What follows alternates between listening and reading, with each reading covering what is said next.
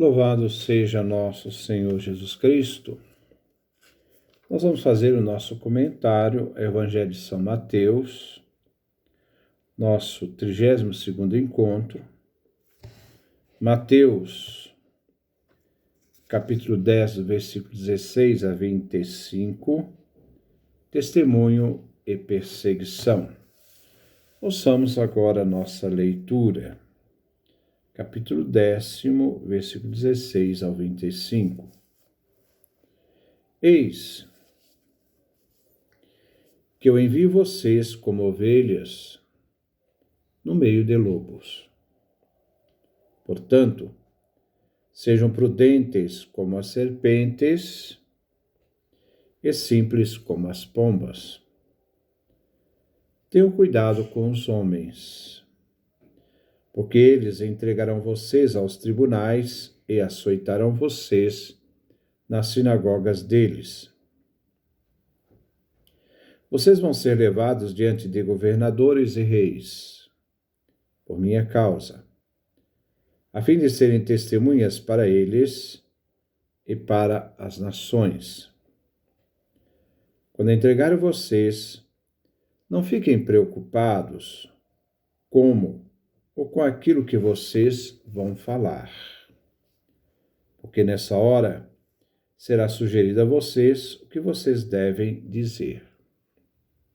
Com efeito, não serão vocês que irão falar, e sim o Espírito do Pai de vocês é quem falará através de vocês.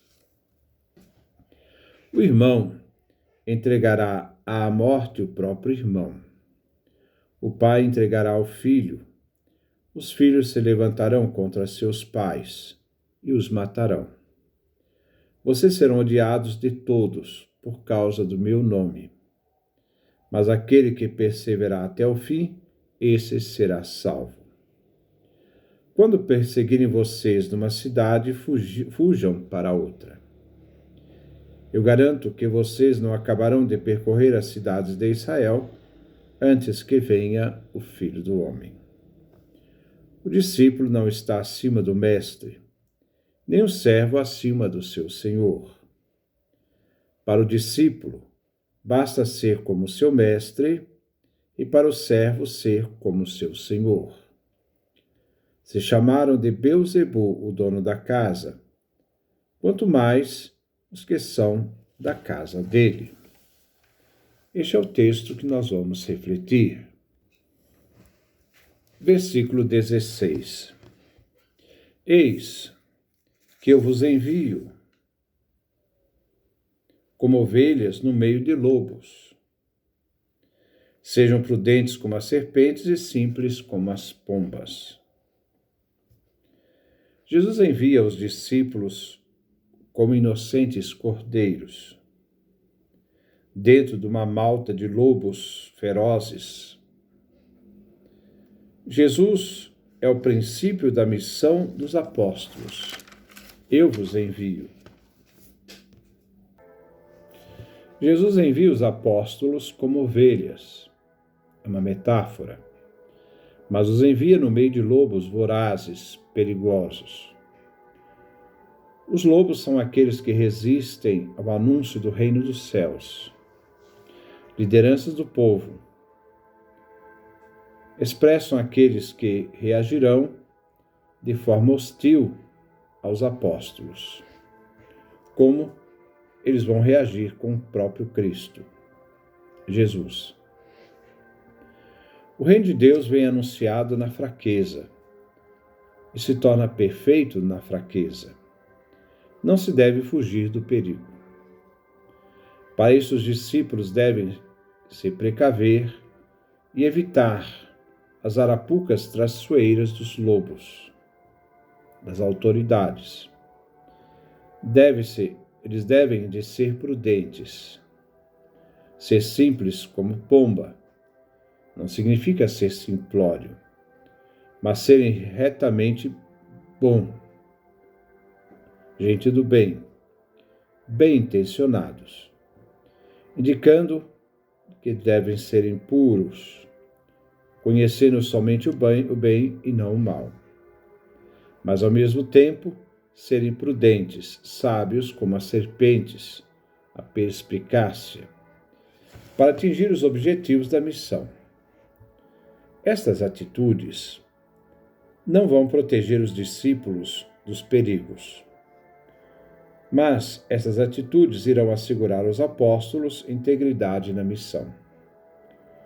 Jesus então prevê que os apóstolos enfrentarão um ambiente hostil à mensagem do reino dos céus. Então a imagem das ovelhas e dos lobos querem colocar em evidência a fraqueza dos apóstolos enviados diante de opositores fortes e agressivos, lobos. Os discípulos terão de se armar com simplicidade, pombas, e perspicácia, serpente.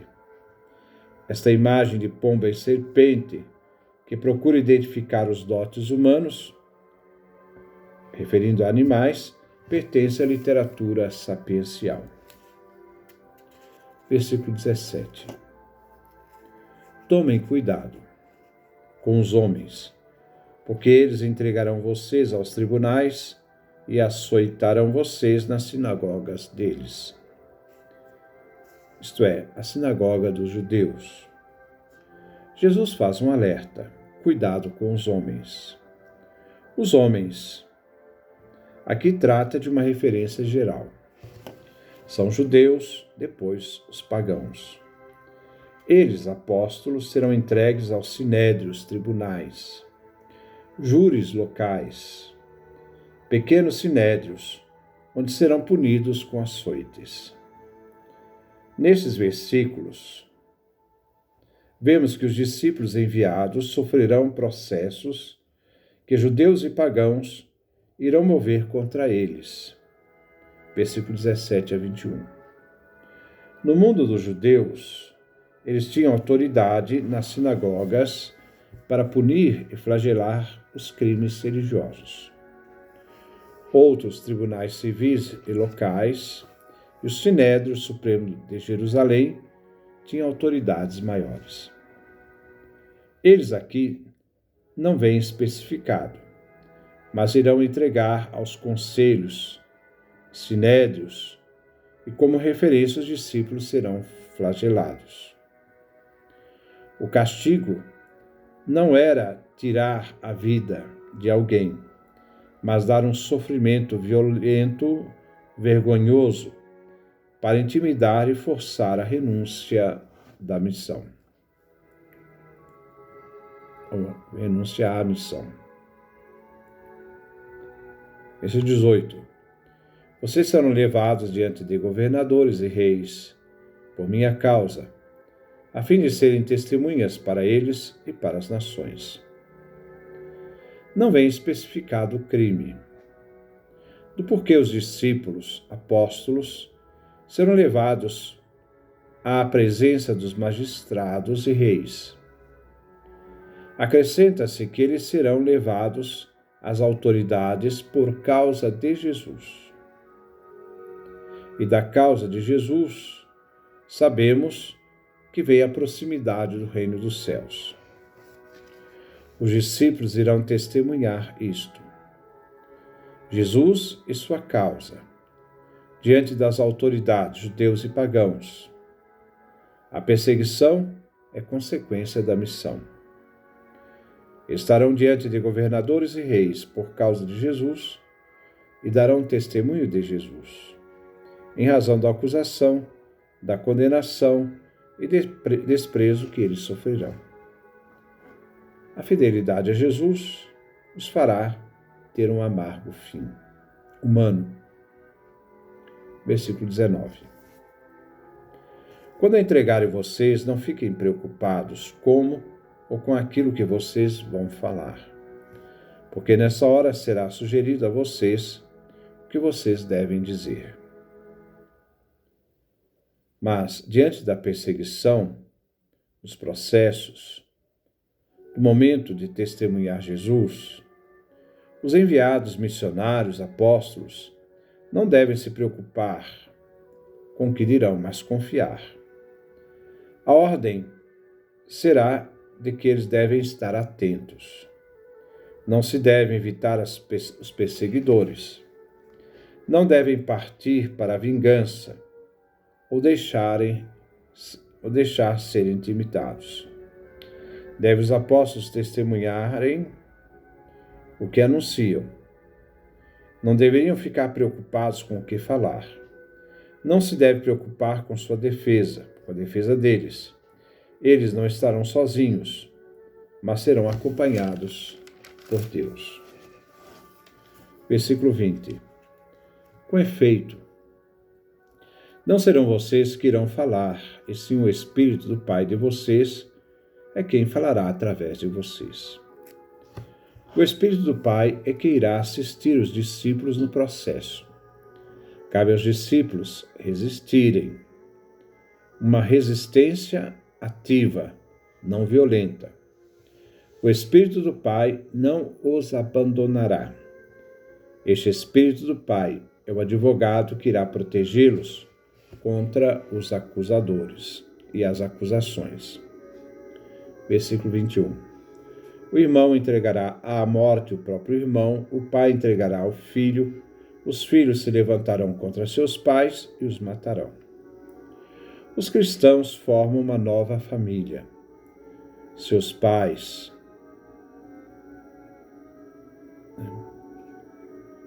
uma nova família, a família do Pai de todos.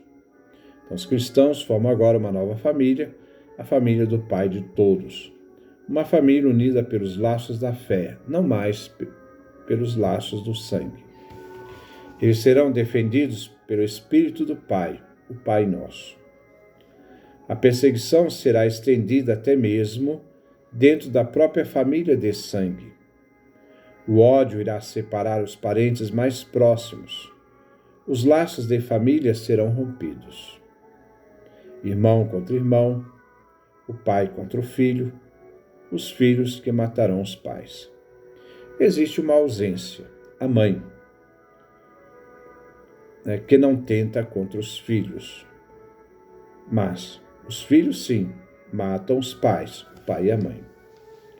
A separação e o ódio serão instaurados dentro da própria família. Versículo 22. Vocês serão odiados de todos por causa do meu nome, mas aquele que perseverar até o fim, esse será salvo.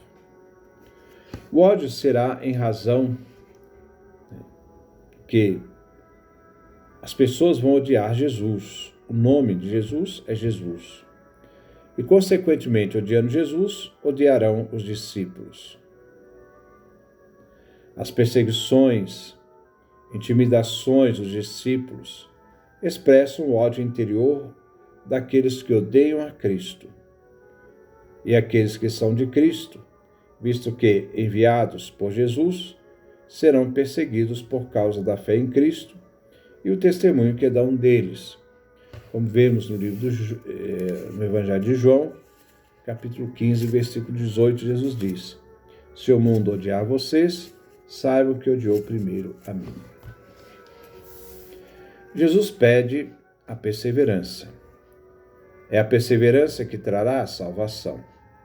Não se deve fraquejar no caminho, nem deixar-se intimidar, mas perseverar até o fim. Perseverar até o martírio. O testemunho, o martírio, é que traz a salvação. Então, aguentar até o fim, praticar a perseverança, ser fiel, nunca trair Jesus e enfrentar as hostilidades. Versículo 23. Quando perseguirem vocês numa cidade, fujam para outra. Eu garanto que vocês não acabarão de percorrer as cidades de Israel antes que venha o Filho do Homem. Os discípulos serão perseguidos. Eles devem fugir, então, para outras cidades, vilas. A questão aqui é não se deixar barrar pela perseguição, mas continuar a missão. A missão deve ser continuada. Se encontra uma barreira aqui, se busca uma saída, continua a missão. A barreira enfrentada numa cidade não impede que a missão continue noutra cidade. O versículo termina com acento escatológico. Não acabarão, isto é, o fim, de percorrer as cidades de Israel. A missão não terminará em todas as cidades antes que Jesus regresse, até que Jesus, o Filho do Homem, venha. Este evento significa para os discípulos o fim do sofrimento e se faz possível a recompensa, a participação no reino dos céus. A missão será alargada a outros lugares antes da vinda de Jesus, que se supunha próxima. O acento cai aqui no alargamento da missão. Fujam para outra cidade. Alargamento da pregação missionária. Esta é a frase principal. Mas agora vem uma outra leitura. Pode-se também ler: o Filho do Homem, que morre na cruz, vem na ressurreição. O retorno da morte à vida. Onde o fim dos tempos que se esperava no fim da história irrompe na história com a ressurreição de Jesus, que dará força aos discípulos de na história já participarem, não na totalidade, mas já presente da salvação pela fé. Versículo 24. O discípulo não está acima do mestre, nem o servo acima do seu senhor. Jesus é comparado, entre o discípulo e o mestre, o servo e o senhor. Existe uma relação entre eles. O mestre ensina, Jesus, o discípulo aprende. Enquanto o discípulo está subordinado ao Cristo Mestre. Diante de Jesus, Senhor, Mestre, os discípulos são aprendizes e servos. Deve aceitar sua doutrina, a doutrina do Mestre, e suas ordens como Senhor. Versículo 25. Para o discípulo basta ser como seu Mestre, e para o servo ser como seu Senhor. Se chamaram de Beelzebu, o dono da casa, quanto mais os que são da casa dele. Quanto maior o discípulo se assemelhar com a vinda do seu mestre, maior será a proximidade interior do discípulo com seu mestre, que é Jesus.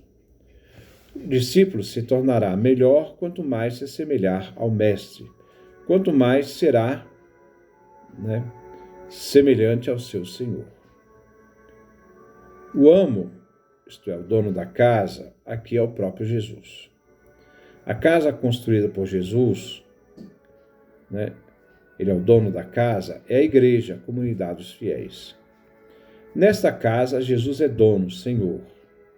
É dono, reinante, e tem poderes sobre esta casa. Os líderes religiosos chamam a Jesus de Beelzebu, o governante dos demônios, atribuindo a obra e a casa de Jesus ao príncipe dos maus. Ao desprezar Jesus e atribuir a sua obra e o chamando de Beelzebu, os discípulos, servos, serão reconhecidos como servos do mal. É uma calúnia que levantam,